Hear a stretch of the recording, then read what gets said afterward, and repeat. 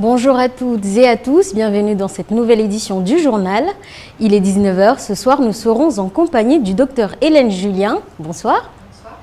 Et le professeur Olivier Bastien, bonsoir. Bonsoir. Mais d'abord, voici les titres.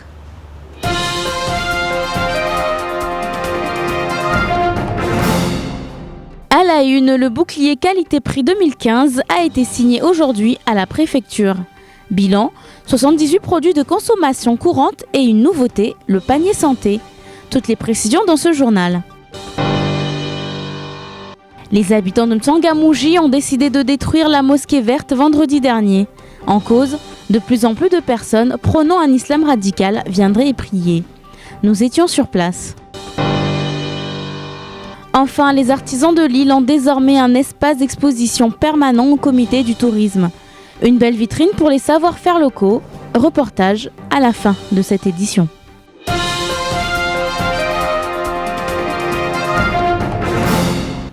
La liste du bouclier qualité-prix 2015 a été dévoilée officiellement cet après-midi à la préfecture. Une mesure attendue par les Mahorais. Cette année, ce sont 78 produits qui ont été sélectionnés parmi les biens de consommation courante, avec une nouveauté, le panier santé qui vise à améliorer les habitudes alimentaires. Plus d'explications avec Camille Leca et Leslie Viméné. Au-delà des produits de première nécessité, le bouclier qualité-prix version 2015 compte une nouveauté de taille. Le panier santé, avec 22 produits pour une valeur totale plafonnée à 63 €. Une liste constituée avec le recours de l'Agence régionale de santé, de diététiciens et de nutritionnistes. Objectif, concilier lutte contre la malnutrition et lutte contre la vie chère. Une nouveauté soutenue par le préfet de Mayotte. Il y a deux paniers finalement. Il y a le premier qu'on connaît et il y en a un qui est le panier santé. Ce panier santé est parti d'un constat, c'est qu'on a des problèmes de santé qui peuvent être traités par une meilleure alimentation. Le deuxième, c'est que je n'aurais pas pu faire simplement un panier santé. Il valait mieux faire un panier santé, mais qui puisse aussi accompagner les habitudes de nourriture, de nutrition des habitants des Mahorais et des Mahorais. Sur les biens de consommation courante, on retrouve 78 produits allant du riz, de l'huile, de la viande, des produits d'hygiène ou des produits bébés. Ce panier 2015 s'élève à 220 €. La Sodifram, Jumbo Score, Somaco ou encore la SNI. Pour retrouver la référence bouclier qualité-prix, il faudra vous rendre dans les 25 magasins participant à l'opération. Des distributeurs qui constatent des augmentations dans leurs ventes depuis l'instauration du dispositif par la loi Lurel en 2013. De toute façon, ces produits, c'est les produits de première nécessité. Donc il y avait déjà des grosses ventes par définition sur ces produits. Mais effectivement, depuis qu'on a le bouclier qualité-prix, on sent un certain gain au niveau des ventes, au niveau des quantités sur ces produits. Petit bémol cependant, la production locale reste très peu représentée avec seulement 4 références. Mais il faut savoir que seuls 6% des biens disponibles en rayon sont produits sur l'île, une part trop faible pour pallier à l'importation. Détruire une mosquée pour mieux réunir les fidèles. L'idée peut sembler farfelue, c'est pourtant ce qui s'est passé à Mtsangamouji vendredi dernier, alors que depuis des années, la prière du vendredi s'effectuait en 2 groupes, dans 2 mosquées différentes. Les habitants ont choisi d'en détruire une pour mettre fin aux divisions, une bonne fois pour toutes. Explication de Camille Leca, Abbas Alidi et Leslie Viméné. Ce matin, à la place de cette salle de prière, il ne reste plus que des gravats. Ici se tenait traditionnellement la prière du vendredi. Problème, à Mtsangamouji, elle se déroulait aussi dans une autre mosquée, située à quelques encablures de là. Alors que les fidèles sont tenus de se réunir dans un même et seul lieu. Pour mettre fin à cette division qui dure depuis près de 10 ans, les habitants ont employé les grands moyens. Na wasirijua kamba yani usilamu watadi uvumoja banda katsa uvumoja sirifikiri tongo tiniri tsofanyawo atari skemba pia rikejo lawo tongo ya umani nikondo ini wasirifikire mbavana banda watu katsaro ngereje na rikome mkirini rifanye zawia lo kamba yani watu pia tsoronga fungu vani watu wa mlidi watu wa deba watu wa maulida izo fanyira na majilisi kila tumepatana na dini. Vendredi après-midi, les premiers témoignages faisaient état de tensions au sein même de la communauté de fidèles, ceux de la mosquée verte étant désignés comme plus radicaux que les autres. Mais pour le représentant des cadis de Mayotte, il s'agirait plus de différences générationnelles. Il ne s'agit pas ici de conflits d'ordre idéologique, mais il s'agissait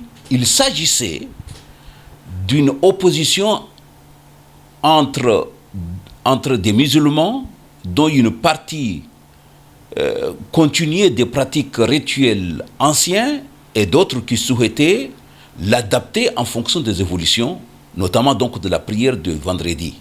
La mosquée détruite va maintenant laisser place à un nouveau lieu dédié aux fêtes traditionnelles musulmanes. Les prières devront donc désormais se faire dans la mosquée historique de la ville de M'Tsangamouji. Pour sceller cette nouvelle organisation, une réunion est prévue dès demain entre les deux groupes de fidèles et les cadis de l'île. La destruction de l'ancien marché de Mamoudzou est prévue demain. Dans certains stands, les bagages sont prêts. Il est temps de songer à partir. D'autres préfèrent attendre demain en espérant que le maire changera d'avis. Plus d'explications avec ce reportage. Ce matin, comme d'habitude, c'était jour de marché, et ce, malgré la décision du maire de Mamoudzou. En effet, l'expulsion de ces commerçants est prévue demain matin, et pour certains, il serait temps de plier bagages.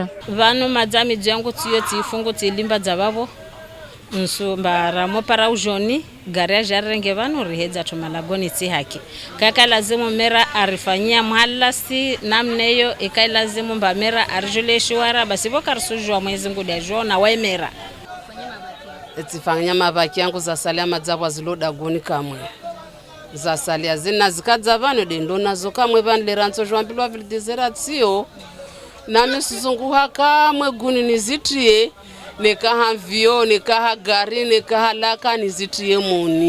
Pas de solution de replacement dans l'immédiat pour 93 d'entre eux. Alors les commerçants sont inquiets, certains refusent de partir et pour dissuader les autorités, ils ont même engagé un avocat. Soumia conseil général Bakari Ali Poto. Amonto avanu. Nandani bebanu.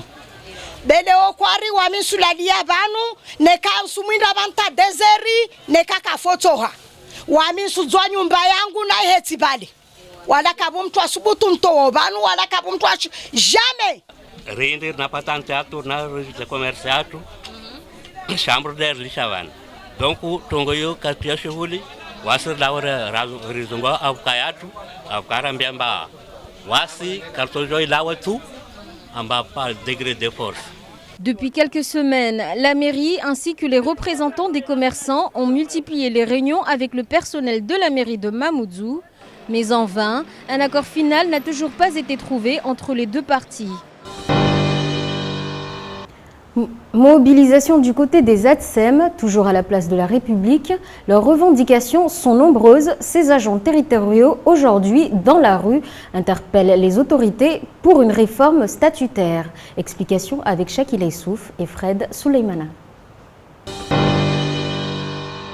Assis sur le sol, ces agents territoriaux spécialisés des écoles maternelles ne semblent pas réellement savoir où mèneront ces rassemblements, mais l'espoir anime leur mouvement. En pleine vacances scolaires, elles sont contre le statut actuel et veulent une charte de fonctionnement unique pour l'ensemble des ATSEM. On a constaté qu'il y a des soucis dans les différentes communes, je veux dire presque toutes les communes, au niveau des conditions de travail. Depuis que cette année, on a mis en place le rythme scolaire et il y a en même temps les rotations et il y a aussi les pauses méridiennes.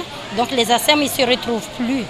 Donc c'est pour ça qu'on a souhaité se réunir aujourd'hui, collecter les différents soucis et après là on va prendre une conclusion ensemble et ce qu'on doit faire. Un rassemblement symbolique qui a pour objectif de faire appel aux autorités en charge des ATSEM afin d'écouter les doléances de ces derniers. Employés par les municipalités, ces agents ont comme rôle principal de veiller à l'encadrement et l'accompagnement des élèves en maternelle.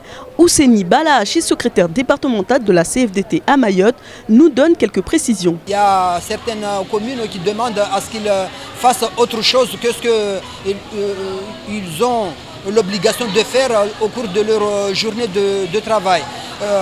En particulier faire des animations durant la période des vacances dans des centres de loisirs. Alors que la fonction d'ATSEM, c'est une fonction spécifique, c'est un agent particulier. Il doit travailler en étroite collaboration avec les enseignants dans les milieux scolaires. Déterminer la fonction précise des ATSEM en revoyant les statuts et le cadre des emplois qui devraient être les mêmes pour tous. Voilà les revendications des manifestants. Les 17 maires et l'association des maires ont été interpellés par la CFDT. Une réponse est attendue avant la rentrée des classes prochaines.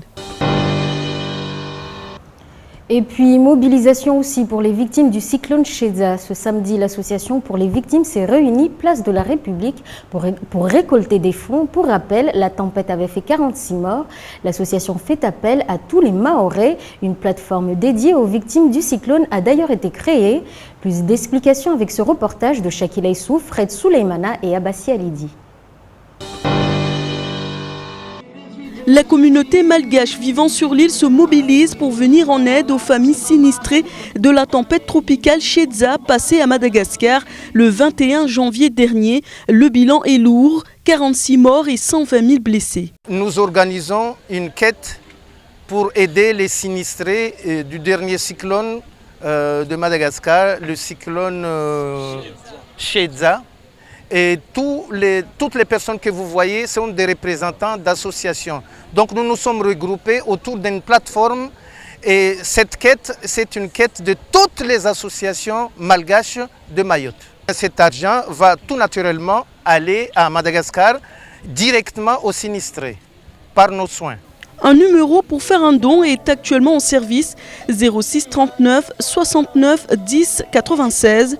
Ce samedi 28 janvier, un deuil national était même décrété en hommage aux victimes. Les drapeaux sont en berne, plusieurs personnes ont mis la main à la poche pour faire un don. Une délégation représentant les associations malgaches se rendra sur place pour remettre en main propre la somme dédiée aux victimes.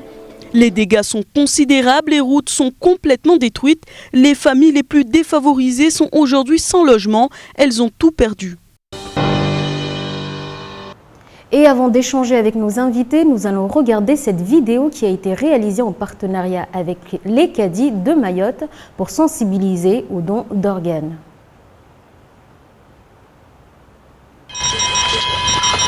Le don d'organes. Il suffit de le dire maintenant.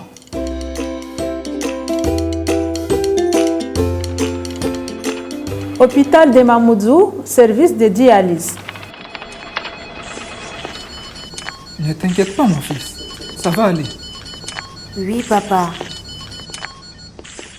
Mais moi, ça m'inquiète, ces dialyses. Le lendemain, à la mosquée. Dis-moi, Kadi, crois-tu que mon père pourra un jour arrêter la dialyse? Tu sais, Salim, la dialyse remplace les reins malades de ton père. Il ne pourra jamais l'arrêter. Sauf si un jour il reçoit une greffe de rein.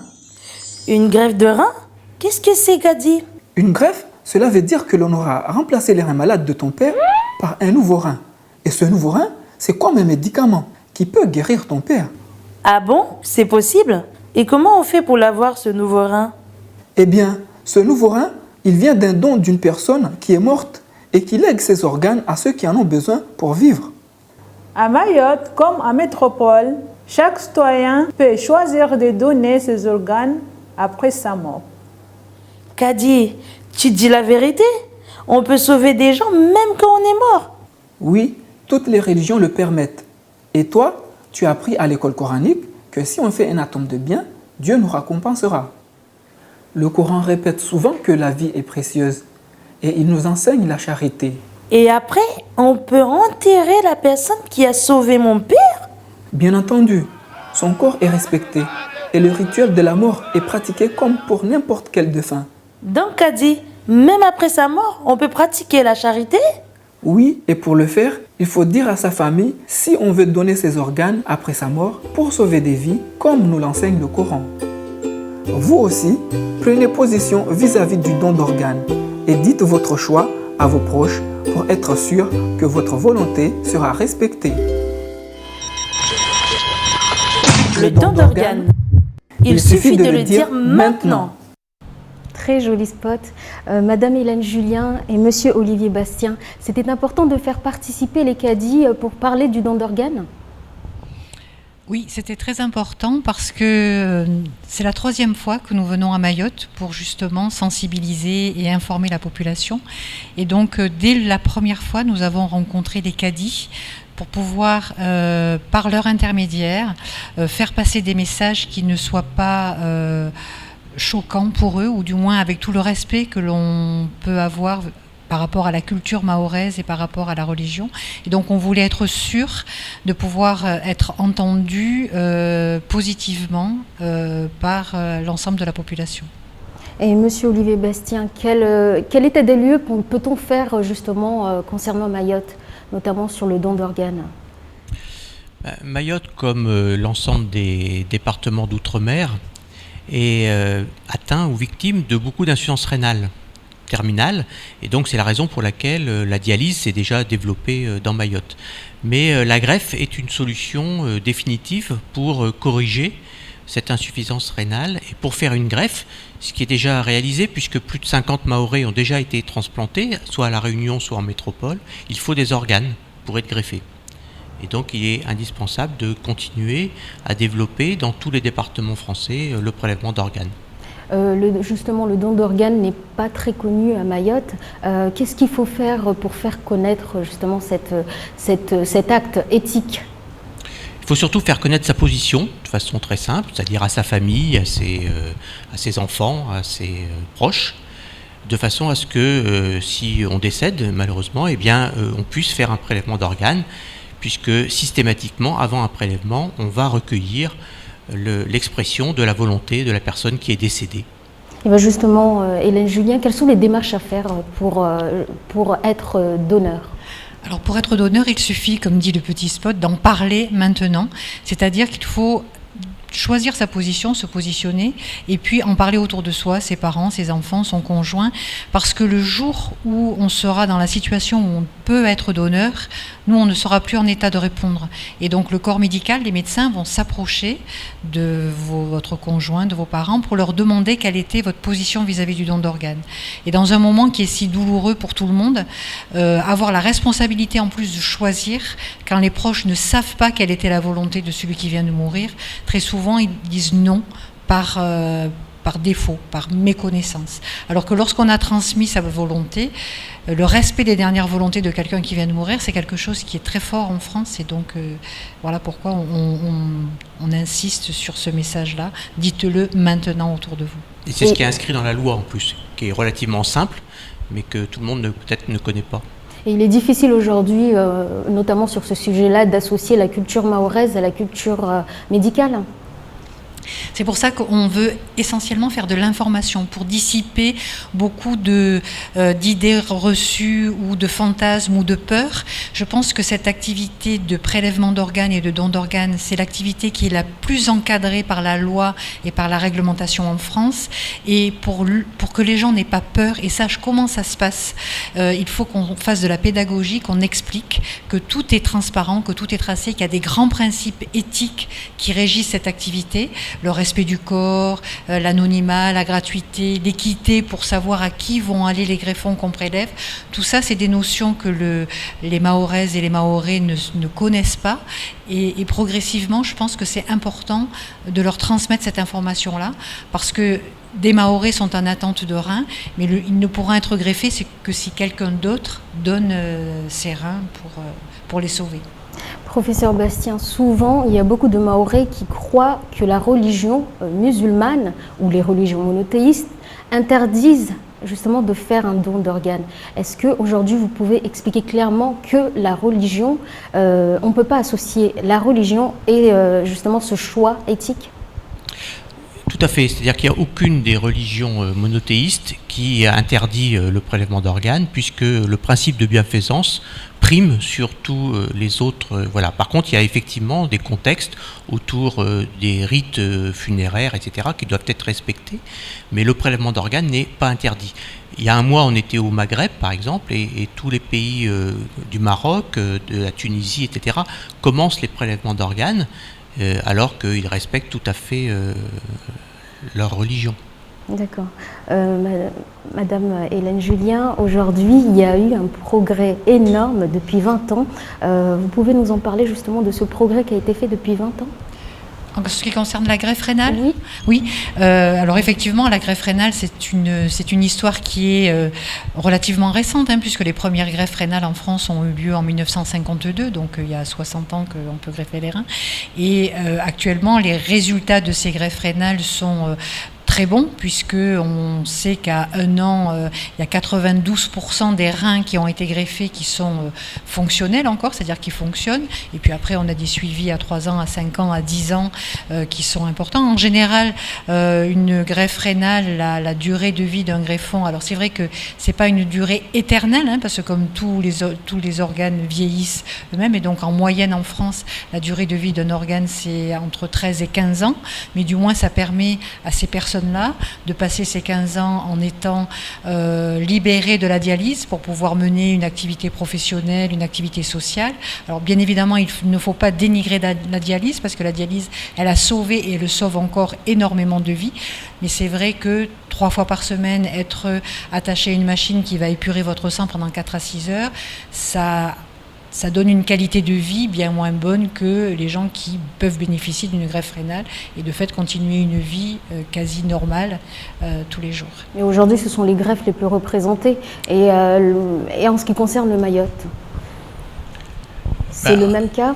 C'est exactement pareil, sauf que l'incidence, c'est-à-dire la fréquence de l'insuffisance rénale est plus forte à Mayotte qu'en métropole. Elle est, par nombre d'habitants, elle est 2 fois plus forte en fait. Donc il y a un besoin, le besoin de greffe, il est très fort, et ça peut sûrement toucher beaucoup de familles mahoraises, parce qu'ils doivent avoir dans leurs proches des gens qui ont eu du diabète ou de l'hypertension qui aboutissent au bout de quelques années à une insuffisance rénale. D'accord, donc aujourd'hui, par exemple, je suis donneur, donc je prends la carte, et à un moment donné, je change d'avis. Comment ça se passe ? Alors, la carte, elle n'a pas de valeur juridique. Vous prenez la carte de donneur, c'est simplement pour porter sur vous un témoignage de votre volonté. La seule valeur juridique qu'on connaisse en France, c'est quand on est contre le don d'organes, et ça a été fait pour protéger la population et que les gens ne se disent pas « Ah, mais le corps médical, il fera ce qu'il veut de moi quand je mourrai ». C'est-à-dire que si vous êtes contre le don d'organes, vous pouvez vous inscrire sur un registre qui s'appelle le registre national des refus, qui est un registre national, et les médecins ont interdiction de toucher le corps de quelqu'un sans avoir interrogé ce registre. Si vous êtes inscrit sur ce registre, personne ne fera de prélèvement d'organes sur vous, personne n'ira demander à votre famille si vous étiez pour ou contre, parce que c'est vraiment un mur infranchissable. Par contre, si vous avez la carte sur vous et puis que vous changez d'avis, que vous ne voulez plus donner, il n'y a aucun souci particulier, même si on retrouve la carte dans vos affaires. Les médecins viendront quand même à la rencontre de vos proches et leur poseront les questions. Donc si vous avez dit non, mais j'ai changé d'avis, je ne veux plus donner, il n'y a pas de souci et il n'y aura pas de prélèvement d'organes qui sera réalisé. Monsieur Bastien, sensibilisation toujours, c'est la semaine du don d'organes. Est-ce que vous pouvez nous parler du programme de la semaine ?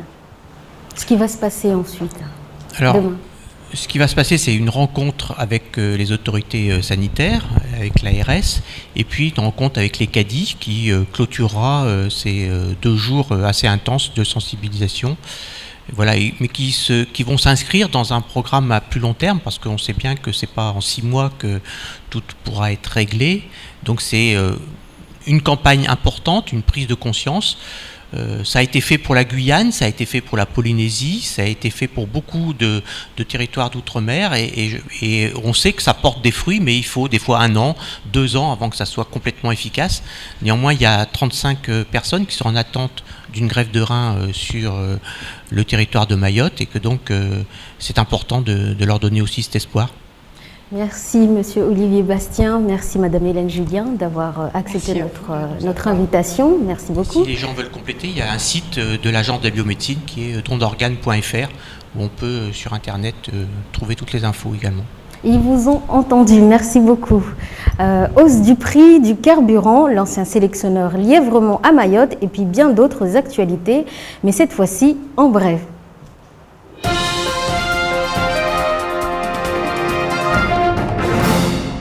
Le prix des produits pétroliers ne cesse de varier. Après une observation de la baisse des prix, ce mois de mars annonce la hausse à la pompe. Augmentation de 10 centimes pour le samplon, de 6 centimes pour le gazole et de 8 centimes pour le pétrole lampant. La bouteille de 12 kg de gaz enregistre également une hausse de 50 centimes depuis dimanche, passant de 24,50 à 25 €. Air Austral a annoncé la semaine dernière l'achat de 2 nouveaux Boeing 787. Problème, les appareils vendus à moins de 50% à la compagnie aérienne accusent des défauts de fabrication. Des défauts qui les rendent trop lourds, un surpoids qui pourrait avoir des conséquences sur le prix du billet, revu à la hausse, mais qui pourrait aussi poser problème lors du décollage sur la piste de l'aéroport. La création d'une ligne directe Paris-Mayotte pourrait bien être mise en question. L'allongement de la piste revient aujourd'hui alimenter les débats. Les chefs d'entreprise mahorais reçoivent un invité de marque. Marc Lièvrement, ancien sélectionneur du 15 de France, vient les coacher demain après-midi au centre universitaire de Dembéni. L'intervention est organisée par le MEDEF et AG2R La Mondiale. Au programme, remise en forme physique et psychologique, ainsi que des conseils santé. Coup d'envoi demain à 15h30. L'infoquezy.fr a déjà trouvé son public. Mis en ligne lundi dernier, il comptabilise 12 188 vues, soit 12 000 clics et 78% de nouveaux utilisateurs par jour. Rappelons que cette plateforme permet d'accéder à la radio en direct et au replay de KTV.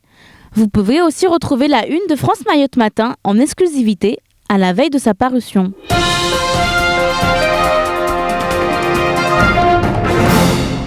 Objets en bois sculptés, nappes essayées et d'autres produits artisanaux. Ce samedi, le comité du tourisme de Mayotte organise une buenesso, comprenez exposition uniquement dédiée à l'artisanat local.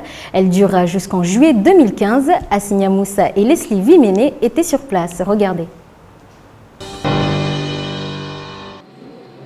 Assise dans le hall et concentrée dans son travail, Andoumati fait preuve de précision quand il s'agit de coudre ses belles broderies, resselées ou pétaban.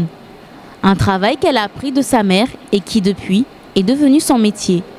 Les visiteurs semblent apprécier. J'admire beaucoup son travail, surtout que ça demande du temps et de la patience. Et justement, en parlant avec elle, elle me disait quand même qu'elle avait mal au dos et au cou aussi, à force de rester penchée. Et ça prend des mois et vraiment je suis admirative devant. Je lui demande des conseils si jamais je veux faire pareil. On est content parce que ça fait quelques années qu'on est là et c'est la première fois qu'on a la chance de découvrir ce que font des gens d'ici. Donc d'habitude on a beaucoup de choses de Madagascar, donc on est content de découvrir des choses de Mayotte. Objets en bambou, tableaux ou nappes scellées, une trentaine d'artisans membres du comité du tourisme mahorais vont présenter leurs œuvres pour cette exposition permanente.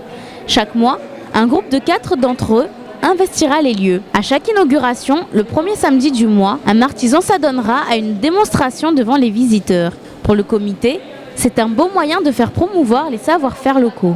Le potentiel est là, il faut le mettre en avant, il faut le montrer, il faut les aider aussi parce que les artisans, on le sait tous, n'ont pas forcément tous les moyens de faire de la grosse production. Donc on a envie aussi de les aider et de les encourager, qu'ils se sentent en confiance, de savoir que leurs produits sont appréciés et qu'on peut aussi les accompagner à développer leur savoir-faire et aussi leur entité. Cette vitrine annuelle sera présente jusqu'au mois de juillet pour revenir en septembre. A noter que l'artisanat mahorais est peu développé contrairement à Madagascar, où sont exposées plus de choses dans les boutiques. L'exposition Buenesso est donc un bon coup de pouce pour leur reconnaissance. De belles choses à voir très rapidement. C'est la fin de ce journal. Retrouvez tout de suite Ornella Perrine pour la météo. On se retrouve dès demain à la même heure. Bonne soirée. Namkwahir.